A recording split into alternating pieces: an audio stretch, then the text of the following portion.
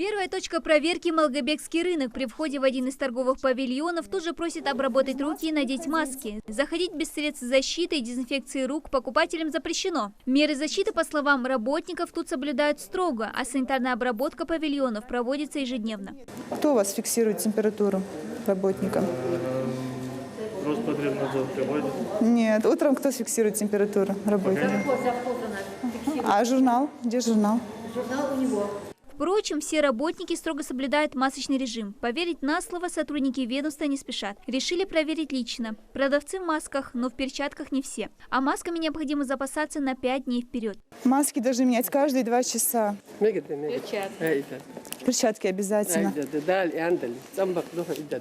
Обработку поверхностей дезсредствами тоже не стоит игнорировать. Проверяющие замечают отсутствие у некоторых антисептиков. Спиртосодержащие обязательно.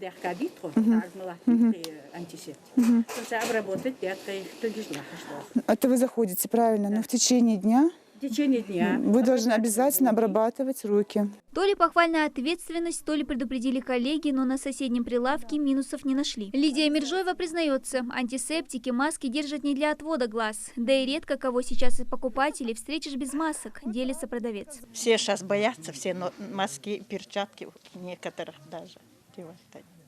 А если, предположим, они без маски, без перчаток? Мы даем им маски. Отсутствие разметок на полу – еще один недочет. Насчет этого руководство рынка оправдывается. Продавец стоит за прилавком, поэтому разметок мы не делаем. Как бы это и есть разметка. Но в любом случае с требованиями Роспотребнадзора. Должна быть красная линия огорожена близкой. То, что вы написали, конечно, это хорошо, но должна быть красная линия и разметка.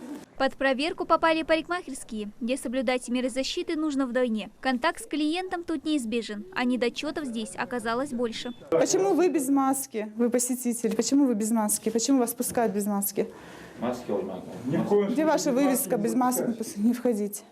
Отсутствует масочный запас, отсутствуют антисептики, нет вывески, без масок не входить. Обработка инвентаря не проводится в должном порядке. Оставлять нарушения без внимания не собираются, выписывают штраф. Для физлиц он колеблется от 15 до 40 тысяч, а вот для юрлиц от 50. Правда, плюсов по итогам проверки все же больше. В целом, санитарным состоянием рынка и соблюдением защитных мер сотрудники Роспотребнадзора остались довольны. Способствуют этому ежедневные рейды местных властей. Все строго предупреждены под роспись о том, что деятельность пунктов питания, объектов питания строго ограничена до 21 часа. Вот. Там же до них было доведено, чтобы, вернее, мы их посмотрели, в общем, был обязательно, масочный режим соблюдался, социальная дистанция, применялись антисептики повсеместно и повсеместно проводилась дезинфекция.